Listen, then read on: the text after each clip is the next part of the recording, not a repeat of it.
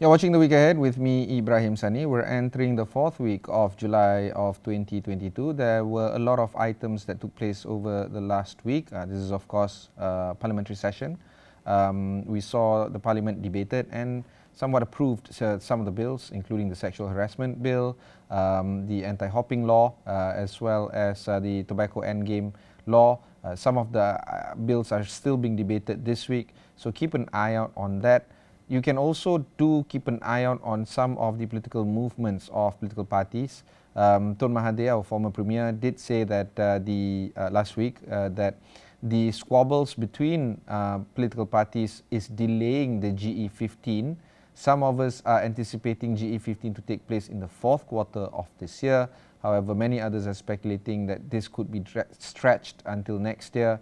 The whole court cases of the two big prominent UMNO leaders, Datuk Sri Najib Tun Razak as well as Datuk Sri Zahid Hamidi, also hangs in the balance.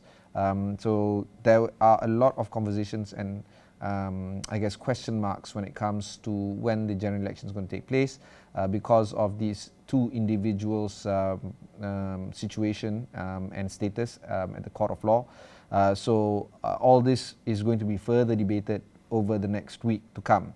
There's also a big idea of how the government is going to approach cybersecurity threats. We've seen how the situation in Ukraine and Russia has forced a lot of individuals and countries and corporates to take greater measures to combat cybersecurity threats. In fact, last week, if we do a quick recap, my colleague and I, Nabila Khalidah, as well as myself, on Niaga AWANI, spoke at length with two organizations, Cybersecurity Malaysia as well as Menlo Security, talking at length about how the cybersecurity involvement and threats are going to take place. And perhaps this is the conversation that could take place over the coming weeks and months to come.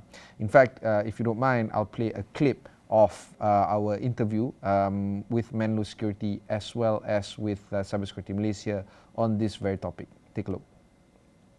Looking at some of the initiatives by the government, including the KCOM or CSM, what are they doing to help secure networks, data and digital infrastructure in the country? Thank you. We talk about Cybersecurity Malaysia. We are actually the National Technical Specialist Agency under the Ministry of Communications and Multimedia. So we serve the nation, whether from the government sector, private sector, the critical national information infrastructure, even public at large. And we play the role as a facilitator and the platform for local and international partnership. At the same time, Cybersecurity Malaysia also play the role to support the Malaysia Cybersecurity Strategy Vision for secure, trusted and resilient cyberspace. Malaysia Cybersecurity Strategy focusing on 5 pillars and 12 strategies. So the 5 pillars related to basically the governance and management of cybersecurity ecosystem, legislative framework, technical capabilities, cybersecurity capabilities, and also awareness, and also international collaboration. So these are some of the initiatives by the government, especially Cybersecurity Malaysia, an agency under KCOM, in supporting the Malaysia cybersecurity strategy, basically to help secure the networks and data and digital infrastructure in the country. All right, Dato', what are the key challenges faced by the governments in securing their data and organization? Also, especially now that cybersecurity is a top concern as governments push for digital agendas. Well, when we talk about key challenges, I like to always highlight it from the 3 angles, which is the people, the process, and the technology. The people part is basically about awareness. Sometimes we are the user. We are non-practitioner of IT, but we are user. However, we don't have a basic understanding of the issue of security in the cyberspace. So we need to have strengthened that. Second, in terms of the competent workforce, because we don't have enough people, whereby there is even a study by Global Cybersecurity Ventures stating that about 3.5 million gaps of cybersecurity professionals worldwide. So we need to strengthen this element of people. At the same time, the importance of compliance to the international process and standards. These are some of the areas. And the last one is on the technology component, where because of the technology evolution and convergence, the need to basically adapt to the situation, the changes that is out there, and also the convergence that's happening around the technological space. So these are some of the challenges to ensure the security in an alignment and also can cope with the changes in the technology. Maybe we can bring in CK back into this conversation. CK, what do you think is the state of the cybersecurity threat landscape and trends specifically for Malaysia? Sure. Thank you for the question. For sure, I think the cybersecurity landscape will become much more challenging due to the rising sophistication and the advancement in ICT or technology, as well as, of course, the cyber attackers. Just a good reference is the Cyber Incidents Reference Center, Cyber 999 from Cybersecurity Malaysia, found that the usual rampant cyber threats that were reported are fraud, cyber harassment, intrusion, malicious code, and also content-related. In reference to 2021, fraud and intrusion made up of nearly 85% of the total incidents reported, up from approximately 1% from the previous year. And furthermore, if we were to reference to Interpol Cyber Threat Assessment, Malaysia registered an increase of 18% in financial-related malware and approximately 136,000 ransomware. Having said that, of course, cybersecurity awareness has been increasing in Malaysia. People are much more well-connected. Local businesses are taking more precautions against phishing, ransomware, and malware. What is Menlo Security's role in safeguarding a digital nation? What do you think about that? Thank you. As a leader in cybersecurity, Menlo Security plays a key role in shaping the nation's cyber landscape and supporting the digital national agenda. We recognize the high independency from both the government and the private sectors in managing cyber risks, and we are committed to work in collaboration with all government sectors, including Cybersecurity Malaysia, to safeguard the country's national agenda. Menlo Security specializes in providing military-grade, 100% internet separation security platform for all web traffic. This is ideal to support our Malaysia's digital agenda, more so with the new norm today resulting from COVID-19, where we are much more remote and a hybrid working culture, of which, of course, Malaysia's mobile penetration is very high, over 90%, with majority of the population using smartphones. Coupled with our internet age, most of us are performing some form of financial transaction through the newest eGov initiative in Malaysia. All right, if you want to watch the whole episode, just tune in to Niaga Awani. It airs daily, Mondays to Fridays at 9 a.m. in the morning with repeats at 11 a.m. We cover all issues regarding the business side of things, economy, as well as markets. I pretty like markets because, nothing like getting a good pulse of how things are right now in the markets. So that as daily, Mondays to Fridays 9 a.m. with repeats at 11 a.m. And of course, it is hosted by a whole bunch of us, so do keep an eye out on that one. We'll go for one short break. When we come back, we'll continue on with me on The Week Ahead.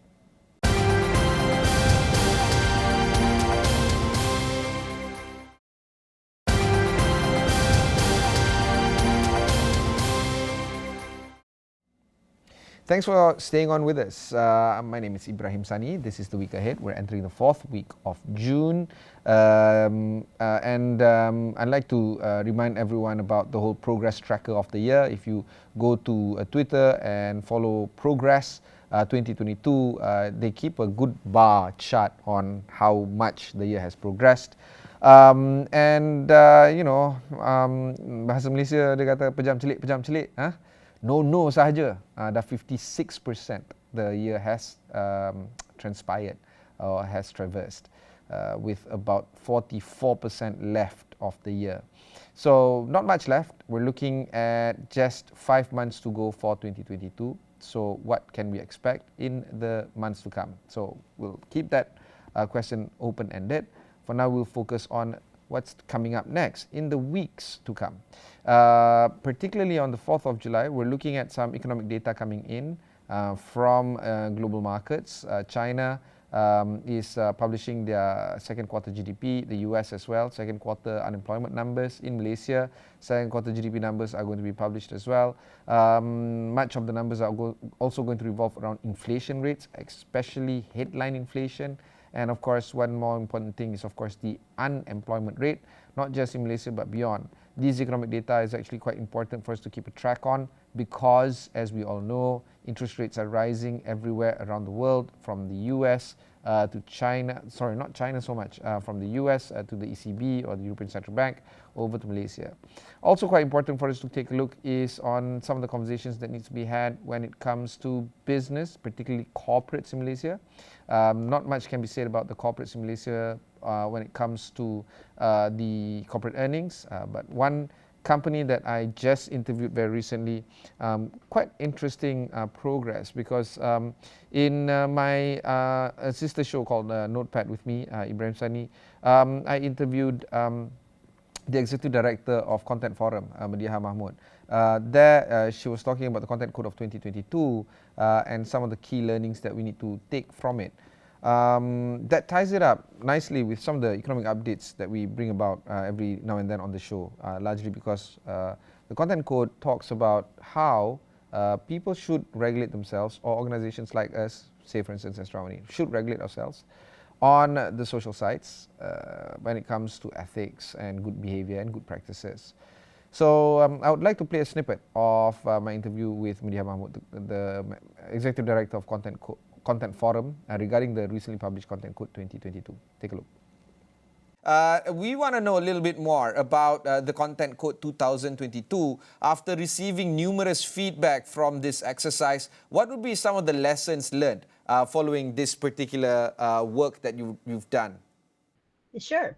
I think one of the basic things, one of the key things that we did before embarking on this whole revamp of the Content Code is that we wanted the code to be something made by the people for the people. Very cliche, but that's essentially what we wanted to do.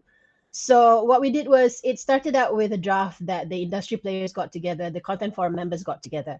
And as you know, Content Forum members include industry players, civic groups, and everyone. So we came up with a draft.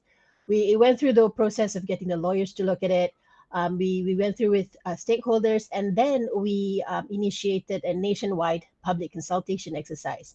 And that was where we got most of our learnings, because there was a lot of feedback that we received from members of the public, which we didn't contemplate or we didn't foresee. And I think eventually that did result in a content code that's a lot more dynamic, a lot more progressive, and hopefully future-proof, with input from many areas from the public. So as alluded to earlier, there are some area of focus that was identified. What would be some of the key areas identified as the key focus areas following this exercise?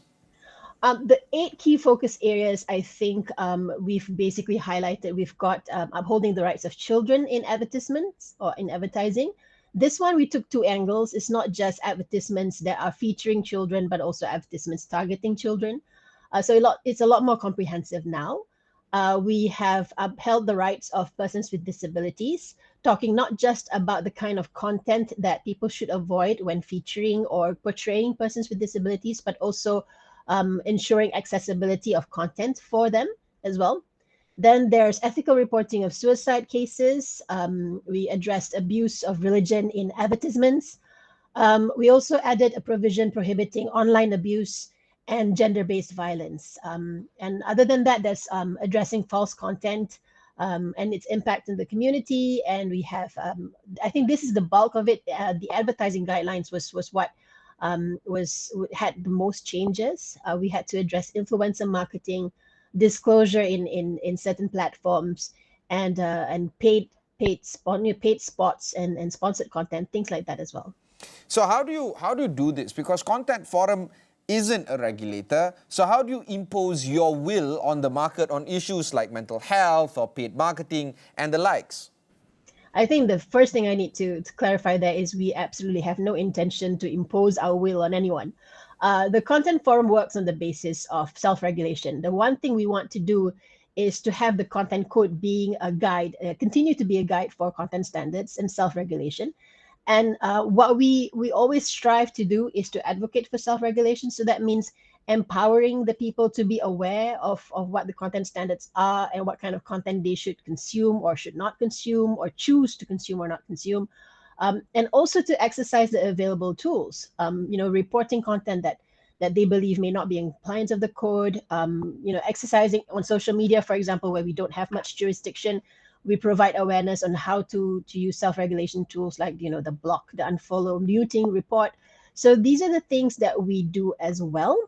And for the industry, I think, we are moving towards, or we have been trying to move towards less dependency on state regulation or state legislation for content, because content is very dynamic and it changes very much. So we want industry to realize that to encourage this freedom and independence, they need to be also more transparent and accountable, and that's by exercising self-regulation with the content code. I should probably also note that another thing that we strive to do as well is to empower the consumers. We need them to slowly let go of the old way of thinking that somebody else or somebody needs to do something about content. If people complain, and people do complain a lot about censorship, about banning and stuff like that, the only way for us to slowly do away with these traditional ways of monitoring and controlling content for people is for us to exercise self-regulation. Now, we know that empowering consumers is a collective effort. We can't just hive off this particular job to just one party. Do you believe that engagement with other stakeholders is actually crucial in order for you and Content Forum to achieve the nuances spelled out in the content code? Absolutely. You're absolutely right. You hit the nail on the head there. It's all about engaging the right stakeholders, in fact, engaging everyone, because we are not the subject matter experts of everything. So when we talk about, I'll just give you an example of the content code. When we drafted the first revamp to the content code, it never occurred to us to think about, for example, the aspects of mental health when it comes to reporting of suicide cases. That came up during the public consultation, and it was raised by experts in the field. So we engaged with them to talk about to really fully understand why there needs to be a provision regarding this. And furthermore, when we have issues about religious content, for example, we need to speak to, for example, JAKIM, where we have rules on influencers. We are now ensuring that influencers disclose whenever they are paid to provide advertising, for example. We engage with influencers as well. So the bulk of our duty here at the Content Forum is to live up to our name. We need to be a forum that engages with anyone and everyone to make sure that we are always on the ball, and that we don't, in the Malay colloquial term, short sendiri buat rules. We need to speak to the people who are actually who are living those rules, who need to abide by those rules. And only then we can come up with a code that is logical and feasible to be complied with. Madia, requiring disclosure of advertisements from influencers and paid for space in news, this is basically right up my alley, I suppose. But do you think that this should be made compulsory, or else, because we know that people won't volunteer for such disclosures? Precisely. This is one of the things that we did as well. We did some benchmarking exercises. So we looked at how it's being done in other jurisdictions. And almost everywhere else in the world, there are disclosure guidelines being implemented or imposed. Like, if, for example, in America, there's the FTC guidelines. In UK, India, it's all there. And it all boils down to the basic tenet for advertising. It cannot be misleading. That's very simple. So when we have influencer marketing, where we have news, for example, going into the realm of advertising without disclosing that it's an ad, it may mislead the people out there into thinking that, for example, the influencer, that's an organic post and they're genuinely liking the content when actually they are paid to say that.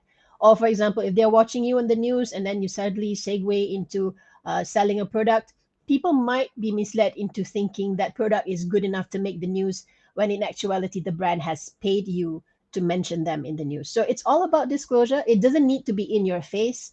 In fact, when we spoke to people who would be affected by this, they mentioned they don't want it to look horrible. For example, influencers, they don't want them to have to say this is an ad or something like that. So sometimes it just helps to have hashtag ad or hashtag sponsored. If it's social media, they already have this partnership with brand thing on Instagram and Facebook. And for news, all you've got to do is perhaps put a crawler or a bug, or just have something that discloses that this part of the news is paid for or sponsored for. All right, that was my interview with Content Forum Executive Director Media Mahmud. If you want to learn more about Content Forum and Content Code 2022, just head on to their website. Also, you can just go to our website at astro.com, look for more information there, or just type CMCF or Content Forum, and you can find the whole interview there. One more short break before we conclude our conversation on the week ahead.